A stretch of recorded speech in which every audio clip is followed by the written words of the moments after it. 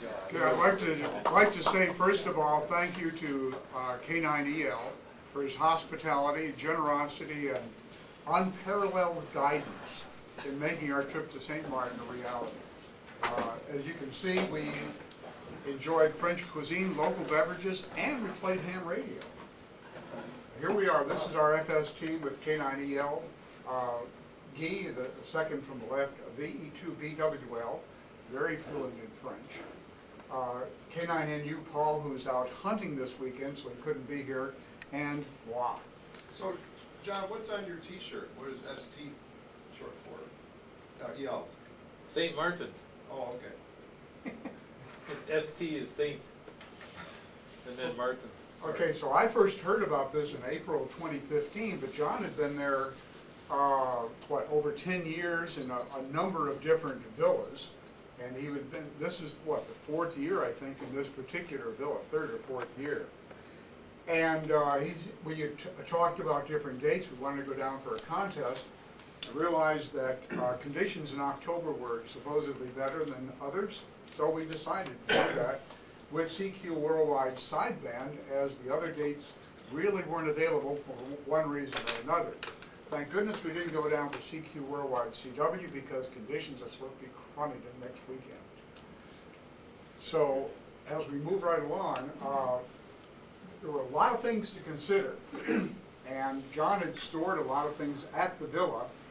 And as I say here, it included a 42 by 22 foot pool. This is a private pool, folks, not shared with the hotel next door or whatever. This is right there. It's all yours. On this hill there were three, I believe at least three villas, each widely separated from the other, and this was a first-class operation. So John gave us an idea of what the costs might be for the airfare, for the villa, insurance, extra auto insurance, which was really a good deal. Not that we needed it, but driving down there is an adventure, that's for sure. Is it on the wrong side of the street? No, it's on the right side, but get this, the road's naturally, it's a small island, they're narrow. Lines of traffic going each way, lines of traffic. Motorcycles racing back and forth between the lines of traffic. Not just putt-putting, they're zooming back and forth. It's an adventure. Of course, no street signs. So he says, yeah, food and drink are extra, booze is cheap. He wasn't kidding. Booze was real cheap. First time we had a drink at the one of the beachfront restaurants. Turned out it was 2-for-1 beer. Really? $1.50 for a can of beer. Couldn't believe it. So we did need a special license if we wanted to have one for the contest operation. Otherwise, it would just bring your own license, a copy of it, the CEPT documentation, and there was a lot of stuff considered. As I said, it took from April through the time we left in October to get the thing decided. So where is it? Well, here's Florida, there's Cuba, Dominican Republic. We're down there. Well, where's there? Well, British Virgin Islands. It's that little teeny island right there. It's a very, very small island. But how can you resist going? Hey. This is the view, this is the pool that comes with the villa, and we're looking off, that would be toward the east, really. St. Bart's is down to the left. That's an iota island, right there. Really? Michael? I worked it. Uninhabited, no facilities, no water, no power, but there were boats out there, sailboats and whatnot every day. So, as I said, John was an organizer supreme. John is a very organized person, because he put together spreadsheets of the various things that would be required, who would be bringing what, the completion of each task, and then we needed a license. Luckily, VE2BWL is very fluent in French. We had to get the license from Paris, so he called Paris. He express mailed the documentation, which is copies of our passports, our licenses, to Paris. Even with this, you might want to call it an in with Paris. Somebody who really knows what's going on. Took a month to get it.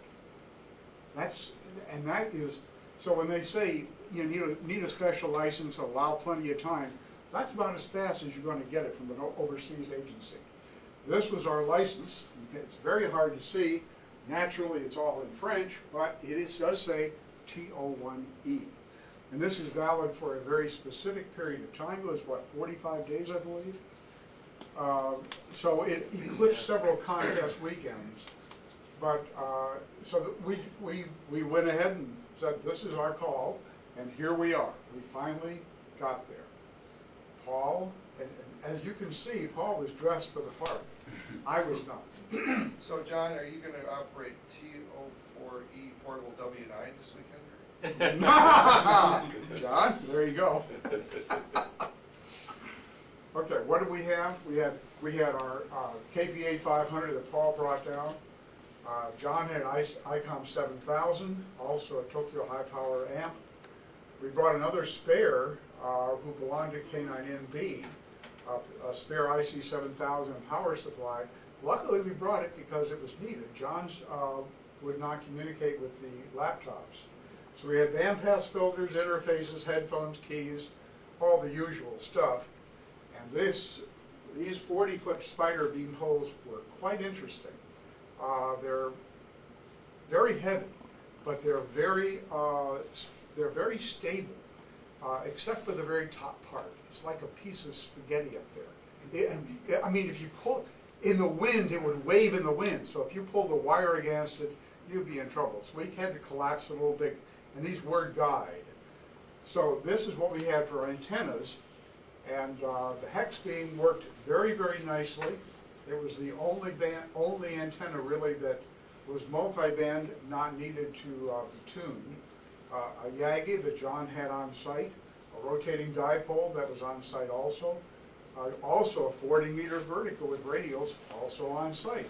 So the big key here is these things were already there. We didn't have to bring this stuff with us. We did bring an 80-meter inverted V. Well, we had to bring the hex beam. Well, I'm sorry, the hex beam. Yes, the hex beam was shipped down from Canada, and the poles for the inverted V and the inverted L for 160. And then we put up a wire dipole on the very last day because we had taken all the other antennas down. We wanted to operate on 40. So we had a good amount of antennas. So there we are. This was the main entrance to the villa. It's hard to imagine. There's a driveway that goes down to the side, but it looks very tropical, doesn't it? This was the main house. The pool was off to the left. There's Paul doing some work on antennas. And we had a lot of planning to do. It's a lot of property there, but it wasn't all usable because we had this gigantic pool. We had, what can you say? There was a driveway with shrubbery along the side. There was another not a main highway, but a road that went up the hill beyond that. So we had to be very judicious with how we put the antennas up. This is what a hex beam looks like when it's being unfolded. And you may not get a good idea here, but these are all fiberglass poles, and these are all wires that are going to form the antenna. It's quite complicated. There's John putting it together. He's working on the thing. Luckily, we could put it right there by the pool, and we didn't have to put it on the ground and so on. It made it easy to put together. It took several hours to put this guy together, and it took all of us to put it up. There it is in the air. Now this is a rather stout pole. I would imagine it's about a 3-inch diameter telescoping pole. The hex beam you can see is kind of wiggly. It's not supposed to be wiggly. It's if you look at the pictures in the book and so on, those elements come right straight out and they look really nice. Well, here they were kind of curly, but it worked fine because they did support the wire. And this is pointing really toward North America right here. The radiating part is between these two elements here. There are no wires, I think maybe one, between those elements, but that's the directionality of it. And it took all of us to put the thing together. To turn it was the Armstrong method of rotation. One guy had to hold the mast down below. Another guy had to turn the thing, or one or two guys, turn the antenna above it. Otherwise, the whole thing would be collapsing. Not too good, but it was a very efficient antenna. Okay, yeah, it was hot there. You could see from Paul, wow, this was in the shade, but it was really warm. And we had to go in the pool, take a dip. And we did this a number of times. It was quite nice. Okay, so here's, it's hard to see, but here's one pole here, and this was the inverted V. There's a Yagi. Right there is a rotating dipole. This is a 40-meter vertical. This is the hex beam over here, and there's the other pole with the inverted L for 160 up. And then we have the radials for 160 coming off of this pole over here. And there's another angle of it. That's a kind of a prettier picture, but you can't see the antennas nearly as well. Notice there's no tall trees or any kind of supports for Yeah. antennas, because there was a hurricane through there last year, so. Well, I did it that time, gentlemen. Uh-oh. Yeah, I did it. Sorry. Well, this always happens. We're just gonna go right through it real fast. Okay. Here we are. Sorry. Ready to operate. Paul is at the helm. John is putting together his radio on the right-hand side. And we did finally get on the air. This is John's Tokyo high power amplifier in front of me. And Guy is working on Paul's K3 and his amplifier on the left-hand side. We used amplifiers both before and after the contest. And, well, before and after the contest, lunch on the beach, why not? It was really, really nice. And then we came back and did some more operating in the afternoon. As you can see, the guys like sideband. And we went for dinner in the evening. This is just a typical dinner. This was not a special dinner. These were typical. Isn't that great? I mean, John likes to take pictures of nice-looking dinners, and these were nice. Notice the French flair, the artistic designs around the edge of the plates. Quite nice. And that's Guy with the dessert. Guy his name is spelled G-U-Y, pronounced Guy. Paul enjoys another dessert there. And this is their menu for the restaurant. They'll bring the menu board around to each table and explain each item on the menu. One restaurant actually had like iPads with menus displayed on the iPad. And it wasn't too neat, but it worked.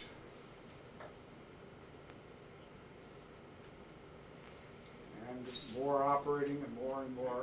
Now these, I think this is a sunrise, a nice sunrise, and the afternoon storm. We've had a couple of storms. Oh yeah, we did spend some time on the beach, and it was very enjoyable.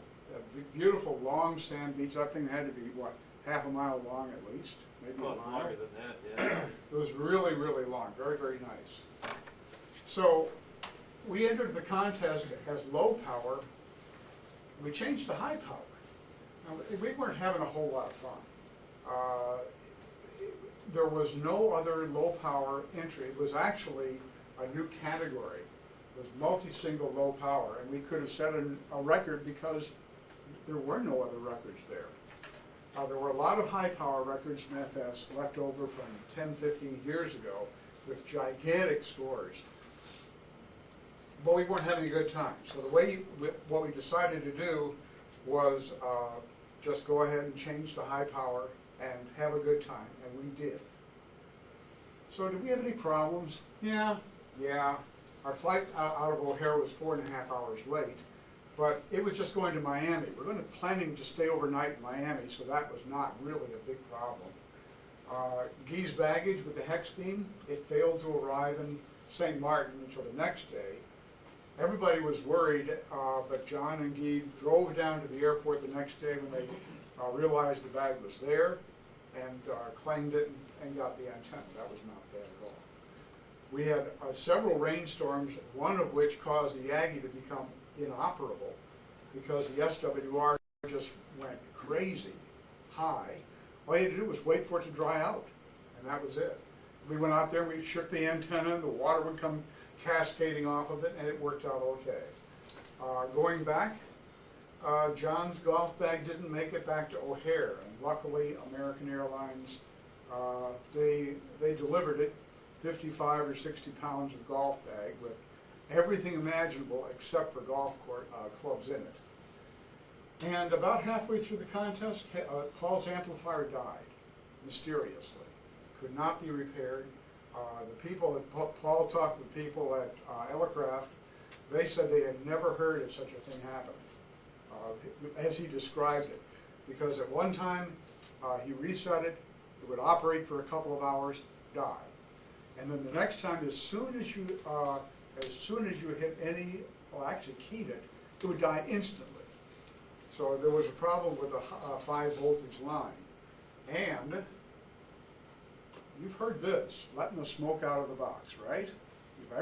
Everybody's heard about letting the smoke out. You're not supposed to do that. Well, one night we were operating, I think it was on 30 meters. I was operating, actually. And we were using the 80 meter inverted V with a bandpass filter for 30 meters. And all of a sudden, everything kind of went very quiet. And I thought, the antenna fell over. Well, we ran outside, looked, nothing's happening. Antennas are up, everything's wonderful. Came in and we were, diagnosing the problem. We thought, well, maybe there's something wrong with this filter. So we took the filter out, put the antenna in directly. Everything was fine. And John said, well, let me see what's wrong with this filter. Takes a screwdriver, opened it up, takes the cover off, and poof, the smoke came out of the box.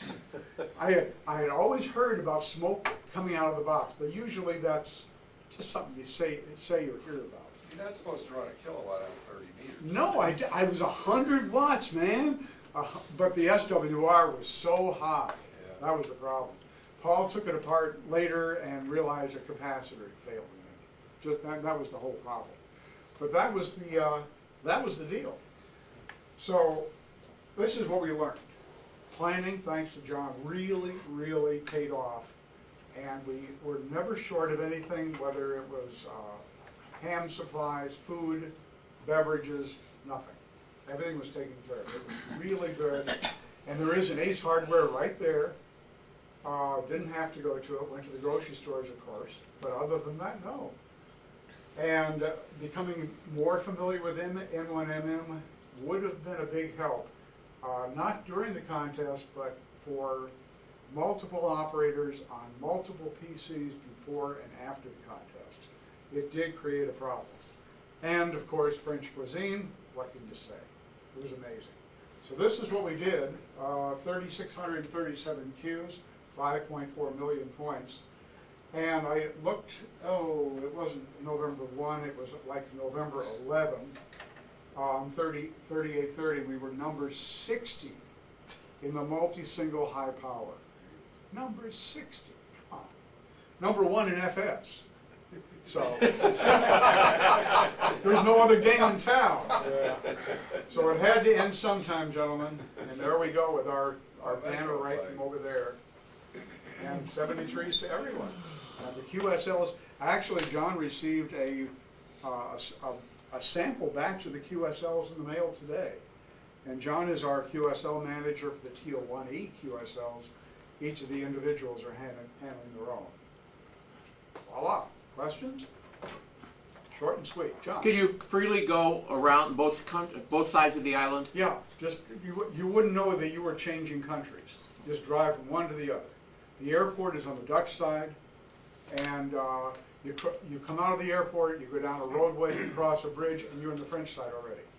Did you go to the beach where the jets take off and hold on to the... No, we didn't. We saw that. We could see it down at the end of the runway where the people were hanging on the fence. Really? Yeah, oh yeah, they were there. But no, we did not see that. We went to the other beach. Only the drunk kids go there. Yeah. Well, they looked like they were having a good time. They were, like Oh, were they? aping up. Oh yeah, they were just hanging. Because I was looking down there when we took off. I forgot to look at it when we were landing, really. But that would have been good. There was the water was beautiful there, And we only had one really, we had a number of rainstorms, but they weren't serious at all, except for one that really raised the SWR and the Aggie. Thomas? Is there something you wanted to do that you didn't get a chance to do? Nope. There really, Sure. there really isn't. Our host, John, he took us around to different places. Actually, I mentioned on the very first slide, local beverages. One of the things that the French do, and this is France, and indeed you are in France, you speak French, or everybody speaks French. They use euros. You needed your passport to be with, to have it with you, but you didn't need it with you at all. I mean, you needed it to enter and to leave, but that was it. The French cuisine is not what I had thought. When you go to a French restaurant here, you pay a high price, you get a little teeny bit of food, and it's not the same down there, as you can see from those plates. And one of their customs is, after you have your meal, they bring you let's say an after-dinner drink. And one of the things is a local specialty called Madoudou. Madoudou is kind of a rum drink, 30% alcohol, very smooth, very good. It's probably, well, I guess it's legal. John took us to the factory where they make this stuff. And it's like moonshine, really. There are two guys back in like a garage, and you couldn't really get in to see it. I peeked over the wall. And they're back there putting stuff in the bottles, and there's a lady in a little tiny, John calls it the outlet store, which is, well, it was bigger than this hallway here, but not a whole lot bigger than the hallway, maybe twice or three times as big. Lots of different articles on the wall, different size bottles and different flavors and stuff like that. But after your dinner, instead of bringing you a little bottle, a little glass or a shot glass of this stuff, they bring the whole bottle and set it down on the table because we're such good customers. Well, John is well known. He really is. So it was quite an experience. So we enjoyed our dinner. We had a different meal every night at a different restaurant. It was great. And we just drove back and forth with very little driving, really, other than driving to the grocery store a couple of times, driving down to the restaurants in the evening. We stayed up at the villa, really, because it was so nice. The radios were there, and we really didn't do anything else. Actually, we tried to, I think it was on Sunday or Monday, we were going to try to watch a football game. Well, it turned out that the cable system had been knocked out by a lightning strike the week before we were there. Well, it was no big deal, but we got there on Tuesday, Wednesday, Thursday, Friday, Saturday, Sunday. Didn't have the TV on, had no interest in it. So, that means you're doing other stuff that you enjoy. There was nothing that I would have wanted to do that we didn't do. It really was nice. Other questions? Yeah? No?